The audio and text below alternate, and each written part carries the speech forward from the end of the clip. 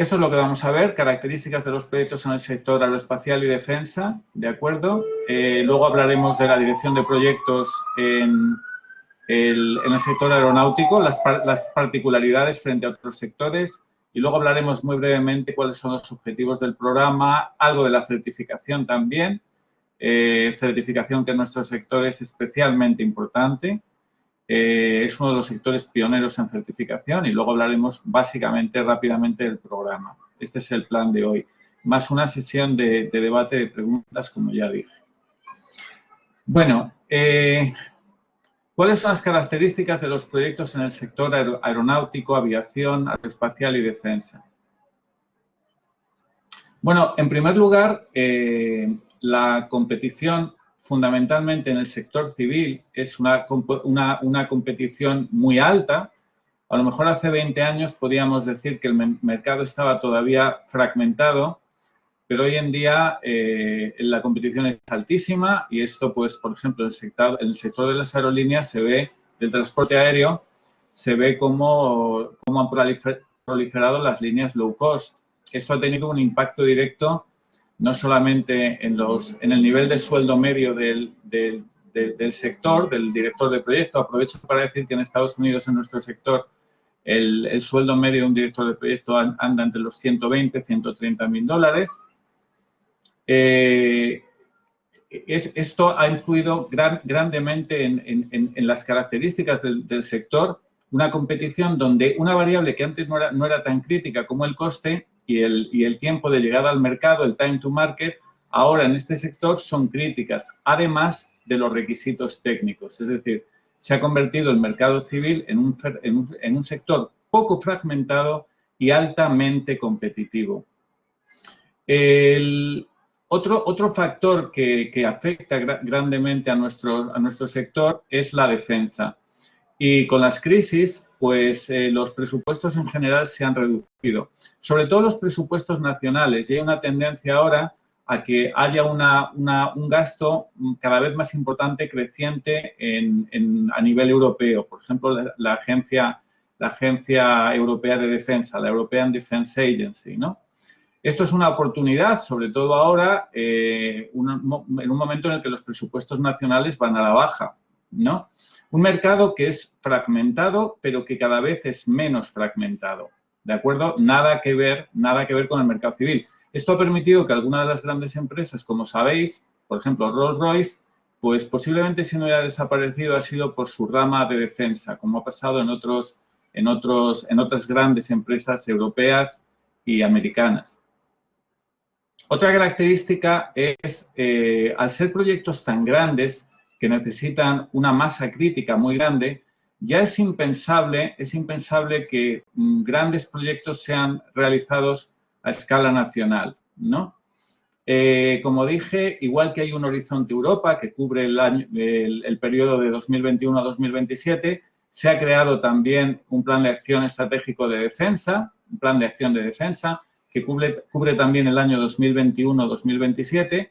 Y es curioso en defensa porque se ha copiado un poco la iniciativa americana, donde tenemos, por una parte, la investigación, que sería similar al DARPA americano, donde también habrá un plan del 21 al 27, y luego una ventana de capacidades, es decir, hay una ventana de investigación en defensa dotada con mucho dinero, 500 millones de euros al año a nivel europeo, y luego una ventana de capacidades donde ahí se desarrollarán sistemas de armas, aviones, tanques, lanzamisiles, que estará dotada con 1.000 millones de euros al año. Esto es para desarrollos conjuntos a nivel europeo. Estamos hablando de gestión de proyectos, claro. Es decir, una tendencia a una centralización de muchos proyectos a nivel europeo. Esto, claro, desde el punto de vista de nuestra profesión de la dirección de proyectos tiene muchas repercusiones, ¿no? Esto quiere decir que el entorno en el que un director de proyecto tiene que operar es un entorno multicultural donde se requieren muchísimas habilidades sociales y de liderazgo distintas a las de gestión de un proyecto nacional, meramente regional. Algo que se sigue manteniendo es la alta complejidad técnica, de los productos que están casi siempre en el estado del arte. Esto quiere decir que un director de proyecto, además de las habilidades técnicas, tiene que también tener unas habilidades, por ejemplo, de gestión de la propiedad intelectual, absolutamente esencial cuando estamos hablando de la negociación de contratos y estamos hablando de tecnologías que a lo mejor están en un estado de madurez que no es un TRL, un nivel de madurez de tecnología de 9, sino que a lo mejor estamos en proyectos precompetitivos de defensa donde estamos a nivel 7 o superior. Sabemos que esto es una cosa también interesante. Hasta el nivel de madurez 6, hasta el TRL 6, se puede obtener tanto financiación del sector civil para productos de defensa. Otra característica importante, y es que la financiación dual, las tecnologías de doble uso, van a ser un factor dinamizador del sector de defensa. ¿Por qué? Porque grandes empresas van a utilizar financiación civil hasta el TRL número 6 y luego a partir de ahí tendrán que utilizar fondos propios o fondos europeos. ¿De acuerdo? Esto es importante también, es decir, una convergencia de muchas empresas que han visto la oportunidad de financiar productos de defensa utilizando fondos civiles para unos niveles de madurez bajo. Lógicamente, cuando se llega a un TRL 7, ahí ya hay que ensayar en un entorno operacional. Y ahí ya, claro, el entorno operacional de defensa es distinto que el civil y no se pueden obtener fondos civiles. Bueno, alta complejidad técnica. Podemos hablar de proyectos, por ejemplo, como el A400M, que posiblemente uno de los errores que se cometieron es fijar el presupuesto y el cronograma y dejar que las naciones, cada una pusiera sus requisitos. Es decir, un producto extremadamente complejo, porque un producto nunca puede satisfacer las necesidades de todos los ministerios de defensa. Extremadamente complejo, con muchas limitaciones de cronograma, sobre todo, y de coste. ¿Qué ha pasado al final? Pues al final lo que ha pasado es que cuando uno de los lados del triángulo de dirección de proyectos, tiempo, coste, calidad, cuando uno es extremadamente ambicioso y los otros dos, las restricciones de coste y de cronograma, son muy grandes, pues al final lo que pasa es que el proyecto acaba costando más y se retrasa su fecha de lanzamiento. Podríamos hablar de múltiples proyectos donde esto ha sucedido. Estamos hablando de proyectos, como dije, muy grandes, con lo cual la gestión de la cadena de suministro, el Global Supply Chain, es algo que tiene que ser tenido en cuenta. Esto tiene muchísimas consideraciones desde el punto de vista estratégico, en la viabilidad del proyecto. En la gestión de la cadena de suministro, estamos hablando de la cadena de suministro de proveedores, de contratistas, tiene que ser definida muy en detalle en la fase de viabilidad. El penúltimo apunte, la penúltima viñeta es ciclos de vida de proyecto muy largos. Estamos hablando muy costosos. Claro, cuando estamos hablando de un ciclo de vida de proyectos muy largo, estamos hablando de que la gestión de riesgos es algo importante, pero no es una panacea que resuelve todos los problemas. Si un producto aeroespacial se tarda en desarrollar entre 5, 10, 15 años, es imposible en la fase de viabilidad ser capaz de identificar todos los riesgos que van a suceder a medio y largo plazo. Ahí tenemos un ejemplo, por ejemplo, del COVID-19, que es un riesgo sistémico que al sector aeroespacial civil le ha afectado de una manera mayúscula, ¿no? A defensa menos, pero también, ¿no? Entonces, es un sector en el cual la gestión de riesgos es especialmente sensible a los riesgos, no siendo, además, otra característica, no siendo un sector prioritario para la sociedad, como puede ser el sector de salud, ¿no? Esto impone restricciones muy grandes en este tipo de proyectos y unas necesidades de gestión de proyectos pues todavía más grandes, ¿no? Y luego hablaré de la gestión de crisis, que en nuestro sector es muy importante. Sí que es verdad que podemos hablar también de una ventaja, y una de las ventajas es que en muchos casos las empresas que operan en este sector, estoy hablando las de primer nivel, pues se consideran estratégicas para los países.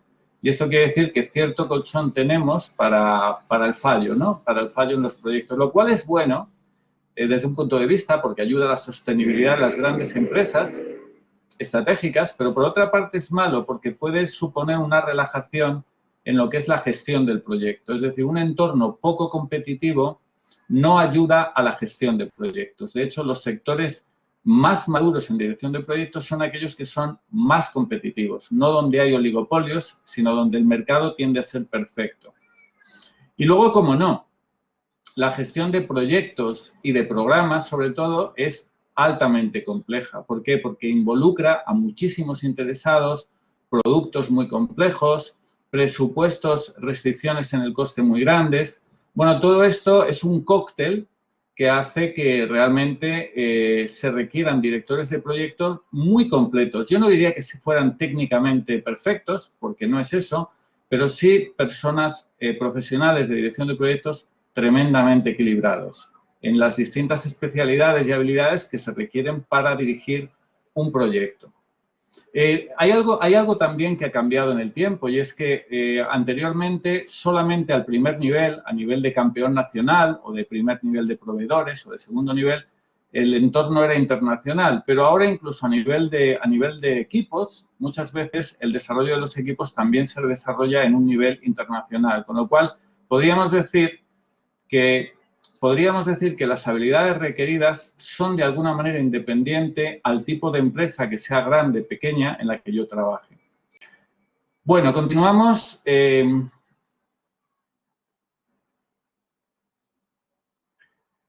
¿Cuál es el rol del director de proyectos? Fundamentalmente haciendo hincapié en el sector aeronáutico, aunque ya digo que esto sería extensible a otros sectores. Y, de hecho, la norma de dirección de proyectos, el PMBOK, no habla de ningún sector en concreto, pero sí que es verdad que existen características especiales según el sector.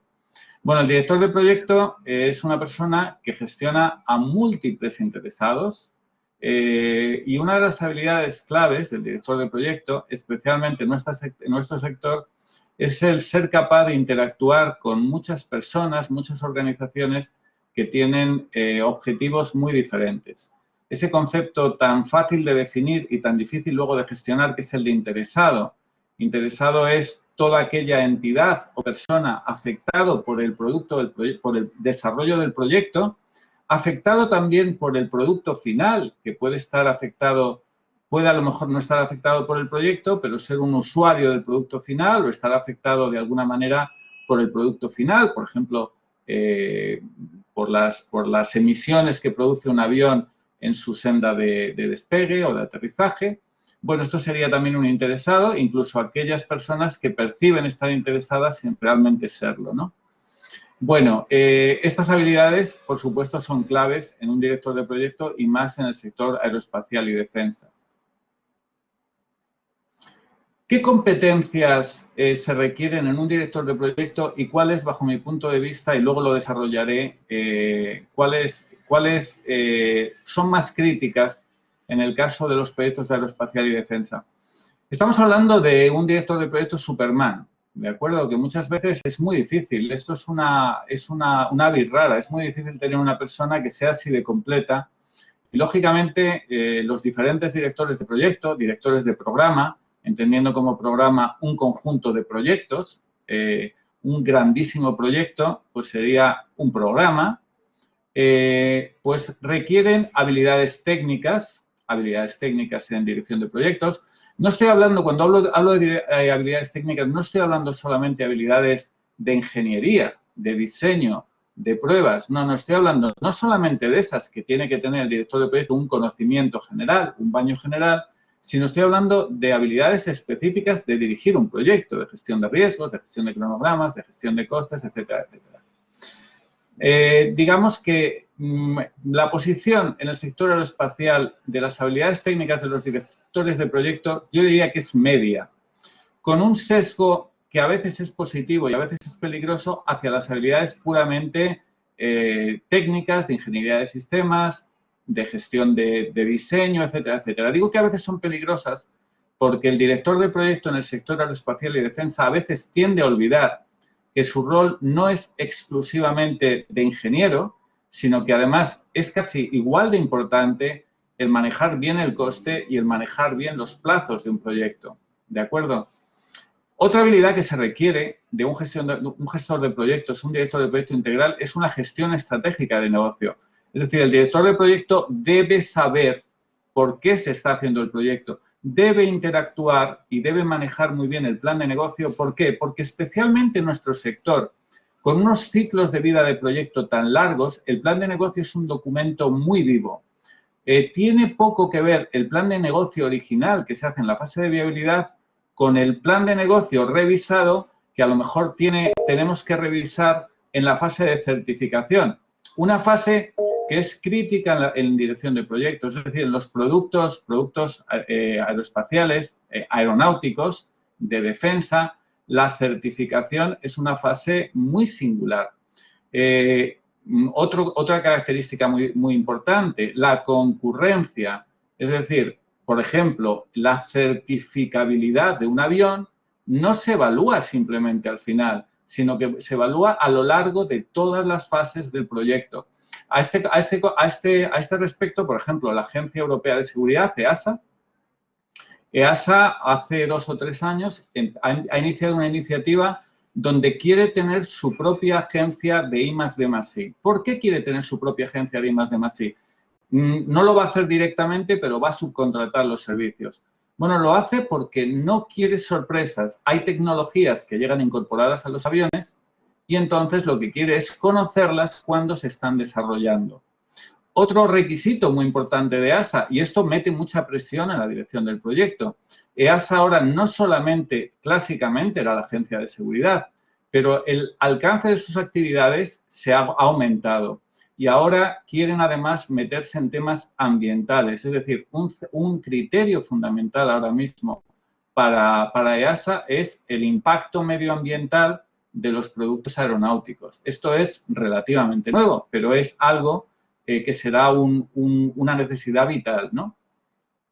Otra más es incrementar la seguridad y para ello contarán con un presupuesto cuya disposición, cuyo gasto será muy rápido para evaluar por qué han sucedido los accidentes. Es decir, un presupuesto para gastar rápidamente con agencias de I+D+I y saber exactamente por qué ha habido un accidente. ¿Por qué? Porque muchas veces el costo, el lucro cesante, hay que tener en cuenta el factor humano, por supuesto, cuando hay un accidente, pero también el lucro cesante que supone tener una flota inmovilizada, ¿no? Entonces, estamos añadiendo, fijaros, más variables a la ecuación. No solamente el tema medioambiental, la transición ecológica de los aviones, sino que las nuevas tecnologías. Estamos hablando ahora cada vez más, y hace 10, 15 años esto parecía ciencia ficción. A mí hace 10 años cuando me decían propulsión basada en hidrógeno, pues no me lo creía.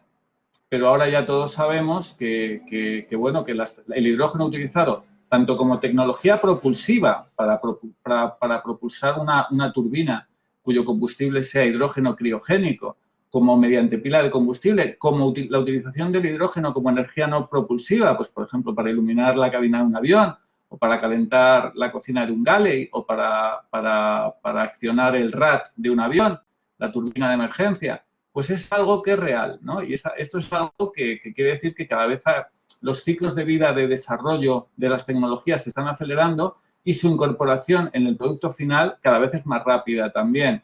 Estamos hablando entonces que ¿cuál es la pieza que une todo? El proyecto. ¿Cuál es el factor esencial? El director de proyecto, ¿no? Dentro de la gestión estratégica de negocios he marcado una en rojo. Y he marcado una en rojo porque creo que es una deficiencia en el sector aeroespacial y de defensa. Y es que muchas veces hablamos del director de proyecto y nos olvidamos de un rol que es igualmente importante, que es el patrocinador o sponsor. El patrocinador o sponsor, digamos, es la figura que está por encima del director de proyecto con el que debe existir una comunicación íntima, porque es que además el director de proyecto en su evolución profesional acabará siendo patrocinador y sponsor. Muchas veces la fase de viabilidad en los proyectos del sector aeroespacial y defensa es auténticamente desastrosa. Esto es un gran hándicap. Posiblemente sea desastrosa en parte por la naturaleza estratégica de nuestros proyectos, que si un proyecto no cumple los objetivos, parece como que no pasa nada, que el proyecto va a continuar. Ya digo, posiblemente porque el mercado no sea lo suficientemente competitivo. Bueno, esto yo creo que es una asignatura pendiente. Formar directores de proyecto que en el futuro sean buenos patrocinadores y sponsors y sepan acometer de una manera apropiada la fase de viabilidad de un proyecto. Pero muy importante, ¿eh? No solamente hay que saber dirigir un proyecto, tiempo, coste, calidad, sino que hay que entender la estrategia de la empresa, las razones de negocio del proyecto y cómo mi proyecto puede contribuir al crecimiento y a la sostenibilidad, no solamente de la sociedad, sino también de mi empresa. Una habilidad que también que se requiere en un director de proyecto y en muchos casos es muy difícil de conseguir son las habilidades de liderazgo.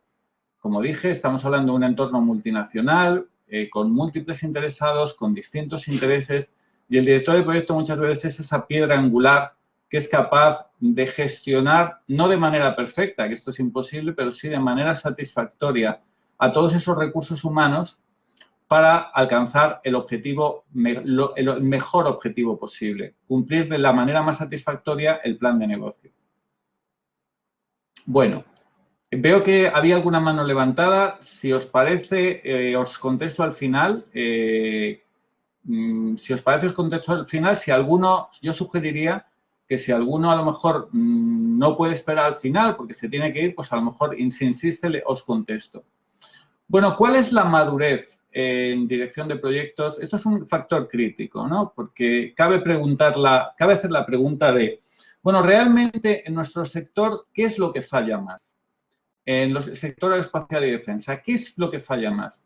¿Falla el director de proyecto o falla la madurez de la organización? ¿De acuerdo?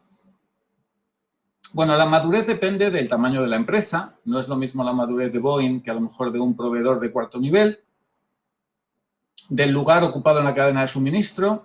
No es lo mismo un OEM que un first tier, que uno de segundo nivel. Del modelo de madurez que se emplea, del área de conocimiento. A lo mejor hay empresas que son más fuertes en gestión de riesgos, otras son más fuertes en gestión de cronograma, otras en gestión de coste. Pero bueno, según estadísticas norteamericanas, el sector aeroespacial de defensa podríamos decir que tiene una madurez media alta. A mí me preocuparía trasladar esto a España. Posiblemente estemos a un nivel similar o incluso algo inferior. Algo inferior. Desde luego, cuando hablamos de madurez, si hiciéramos un drill down, si nos metiéramos aquí, porque claro, madurez hay en muchos aspectos. Es media alta, fundamentalmente, como dije antes, en aspectos puramente técnicos. Es decir, son productos de muy alta complejidad y normalmente la calidad es muy alta. También es verdad que es forzada la calidad alta. ¿Por qué? Porque el impacto mediático de un accidente es altísimo. Aunque en términos económicos quizá no sea tan alto, el impacto económico y en vidas humanas es muy alto y además mediáticamente es muy alto también.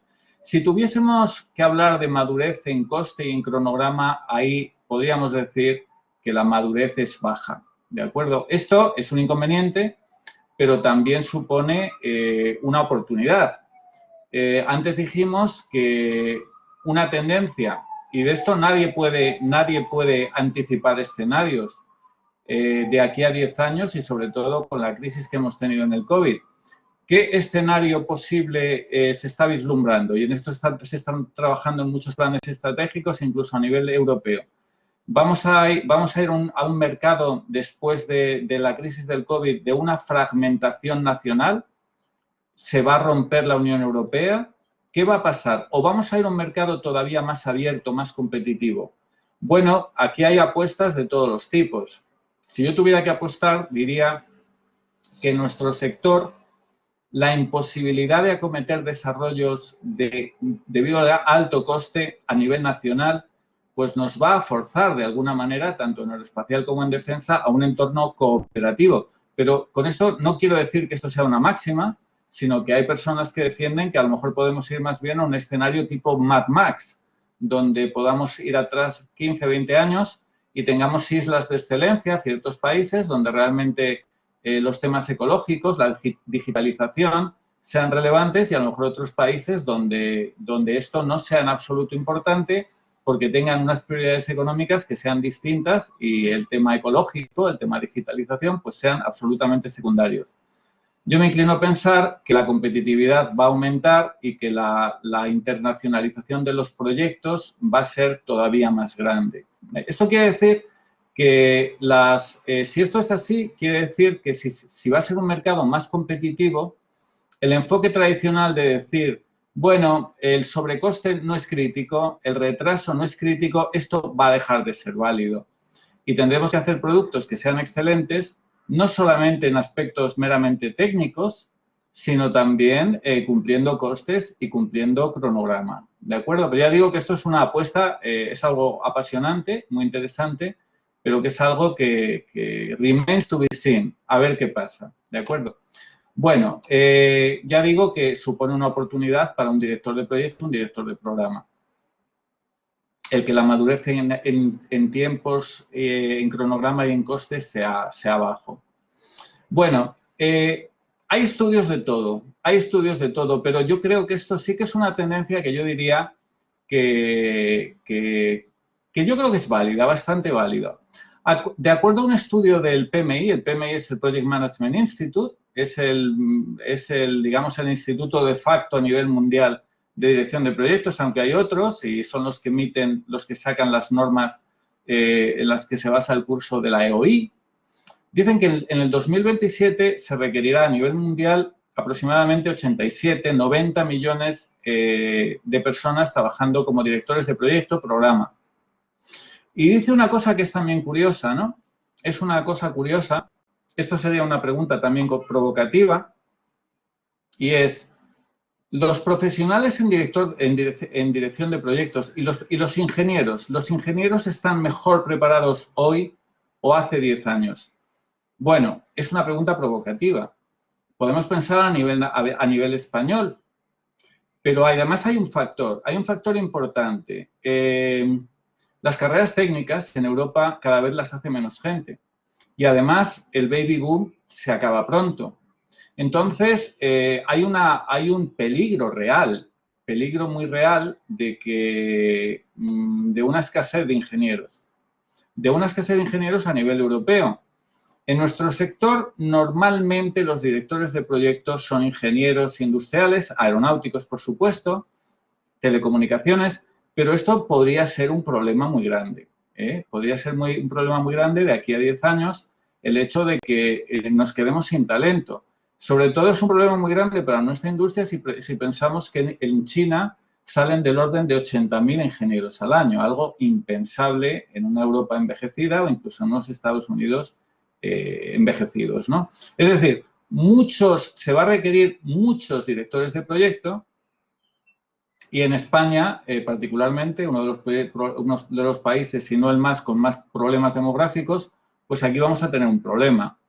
De esos se estiman las pérdidas también, aunque ya digo, esto es un cálculo, en 208 billones, miles de millones de dólares americanos, se refiere al Producto Interior Bruto americano, y de esos directores de proyecto que se van a requerir, se habla que en aeroespacial y defensa estamos hablando del orden del 10%. Es decir, que es un sector en el que se van a requerir muchos profesionales a medio o largo plazo y, por otra parte, va a haber una escasez de esos profesionales, ¿no?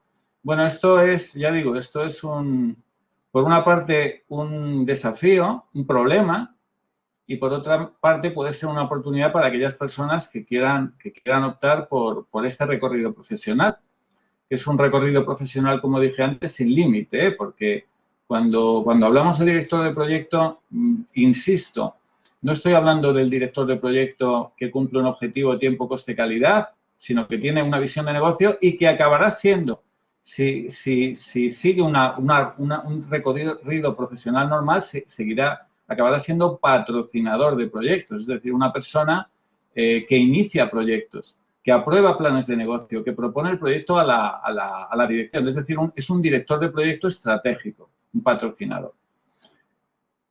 Bueno, continuamos.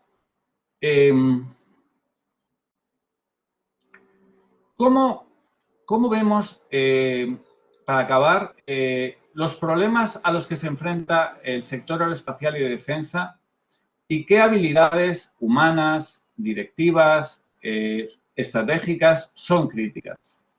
Cuando hablábamos de una competición internacional creciente, suponiendo que el escenario futuro sea un escenario más abierto y que la crisis del COVID no nos lleve a un escenario tipo Mad Max, pues está claro que nuestro sector, y en particular el director de proyecto, que es la charla de la que estamos hablando hoy, va a ser esencial que tenga unas habilidades de negocio y estratégicas altas, ¿de acuerdo? Que sea capaz de interactuar con el patrocinador y sea capaz de redirigir el proyecto si se produce un cambio en el entorno. Ha habido muchos proyectos en nuestro sector que ha habido que ponerlos en stand-by por la crisis de COVID, reducir plantillas, pero el proyecto no ha muerto, el proyecto sigue ahí. Bueno, pues este tipo de estrategias son críticas, sobre todo en aquellas organizaciones donde el rol del patrocinador no está muy claro, no existe, y entonces el director de proyecto acaba asumiendo ese doble rol de director de proyecto y patrocinador, lo cual no es bueno. ¿Cómo podemos enfrentarnos a las reducciones en los presupuestos, especialmente en defensa, a nivel nacional? Bueno, pues habilidades que son, de alguna manera, son de dirección de proyectos también, como habilidades de contención del coste. Por ejemplo, las prácticas de diseño orientado al coste que se han utilizado exitosamente en algunos proyectos, no solamente de defensa, sino en aeroespacial. Por ejemplo, la primera referencia a prácticas de diseño orientado al coste vienen de la nave espacial Viking, ¿no? No es nada más que el diseño orientado al coste, es decir, oye, mira, el coste es una variable tan importante como el propio diseño a la hora de aprobar unos requisitos o un diseño, con lo cual lo tengo que tener muy en cuenta. Esto no es un juguete que lo único importante es que sea muy bueno y con independencia del coste y del cronograma, ¿de acuerdo? Incluso en el sector de defensa cada vez más se nota más competitividad en coste y sobre todo si nos vamos a un entorno internacional abierto en el cual los desarrollos de armas, de capacidades, serán conjuntos. ¿Cómo nos enfrentamos al reto de la necesidad de una colaboración entre compañías con muchas culturas? Pues reforzando todo lo que son habilidades que tienen que ver con el liderazgo y las habilidades humanas del director de proyecto. Que ya digo que muchas veces nos enfrentamos con el reto, sobre todo en España, de que este tipo de habilidades no se fomentan de manera adecuada en las universidades, incluso en algunas escuelas de negocio, ¿no? En estudios de posgrado. Bueno, para acabar,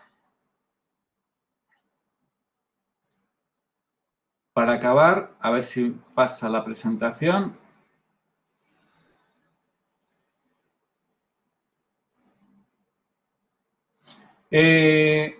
La complejidad técnica, pues seguiremos demandando, en dirección de proyectos se seguirán demandando profesionales excelentes en distintos campos, esto no lo he dicho, pero las características multidisciplinares son cada vez más requeridas. Es decir, cuando estamos hablando de un avión, por ejemplo, no solamente necesito ingenieros aeronáuticos, necesito también ingenieros de telecomunicaciones, expertos en software, porque un avión de alguna manera no deja de ser cada vez más software embarcado. Entonces, también la capacidad del director de proyecto de integrar distintas disciplinas de ingeniería técnicas cada vez es más relevante y humanas también, ¿no? Como human factors.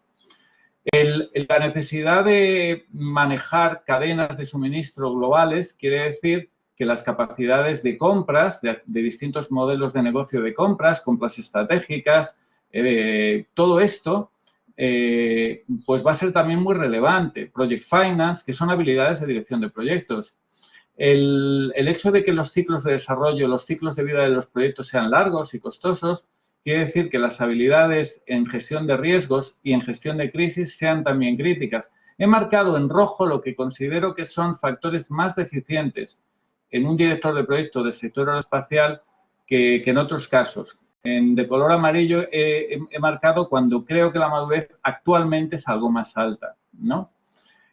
¿Cómo nos enfrentaremos a la complejidad inherente a la dirección de un proyecto, un programa? Muy importante, quiero hacer hincapié en esto y casi con esto termino y luego presento en 5 minutos el curso.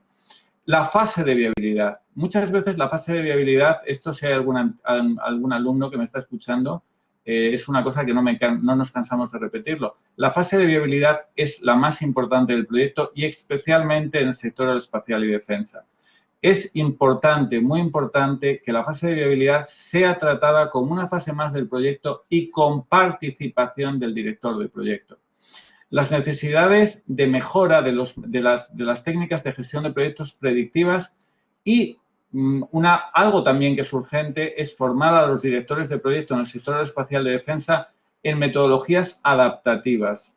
Metodologías adaptativas, ¿por qué? Porque cada vez más muchos componentes de los sistemas aeroespaciales y de defensa se podrán gestionar de una manera mejor, más eficiente y más efectiva mediante herramientas adaptativas tipo Agile o tipo Scrum. Bueno, esto acaba con esto acabo, digamos, la presentación. Voy a ir muy brevemente a exponer el programa, sobre todo para hacer referencia a esto que acabo de decir. Aparecía ahí la palabra portafolio. Antes, portafolio es una habilidad directiva del director de la dirección de la empresa.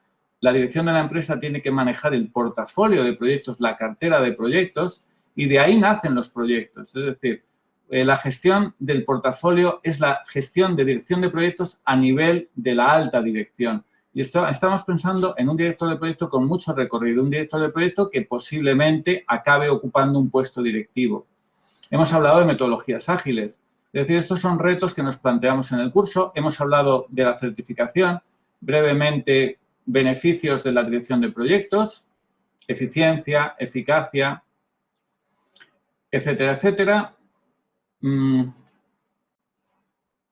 brevemente, hemos hablado de las mejores prácticas. La metodología del PMBOK son mejores prácticas. Hablaremos de metodologías también en el curso, aunque el curso va a estar centrado fundamentalmente en el Project Management Institute, en el estándar del Project Management Institute. Para que nos hagamos idea de alguna estadística, hoy en el mundo existen más de... Esto tiene aproximadamente un mes y medio. En el mundo hay aproximadamente 1 millón de personas certificadas. En España hemos superado los 12.000. En el sector aeroespacial y defensa estamos del orden del 10%. Es algo sorprendente esta cifra porque el sector aeroespacial y defensa en España, desgraciadamente, no es tan grande. No es un sector tan grande como pueda ser en Francia, el Reino Unido, incluso en Italia, ¿no? Pero digamos que es un sector donde existe mucha preocupación en dirección de proyectos. Paradójicamente, para un aeronáutico, para un ingeniero, pues donde hay más personas certificadas es en el sector bancario. Digo paradójicamente porque luego no es tan paradójico, ¿no? Porque en la banca, al estar desapareciendo las sucursales, los edificios físicos, pues cada vez hay más desarrollo de aplicaciones. Es una conexión virtual con el cliente. Entonces, eso ha requerido muchísimos profesionales en dirección de proyectos que sepan gestionar proyectos tanto predictivos como ágiles. Entonces, ahora mismo, digamos que es un sector muy maduro. Ahí vemos la tendencia del PMP en el mundo, que ya digo que es la certificación que de facto se ha impuesto. En algunos casos tiene lagunas, pero bueno, es muy dinámica y sobre todo tiene un reconocimiento internacional. Esto es muy importante decirlo. Da igual ser un PMP en España, en Estados Unidos o en China, ¿no? España es claramente un país de metodología americana, es decir, es un país PMP. Hay países donde a lo mejor conviven la metodología americana, la PMP, con la metodología PRINCE, como puede ser el Reino Unido, Alemania quizá, pero España es claramente, como Sudamérica y toda América, es claramente un país PMP. Y bueno, acabo ya los módulos esenciales. Esto de aquí, de las 30 horas presenciales, perdonad, es un error, todas las horas son presenciales. A ver si me deja pasar. Bueno, tenemos ahí dirección de proyectos, finanzas para la dirección de proyectos, habilidades directivas para la dirección de proyectos. Vemos el formato, habrá una parte de habilidades, pero una parte de habilidades serán 10 horas, 10, 15 horas, nada más.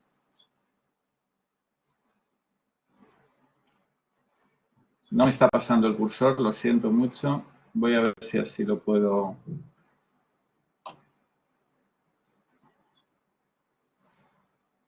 Vaya. Se me ha quedado bloqueado esto.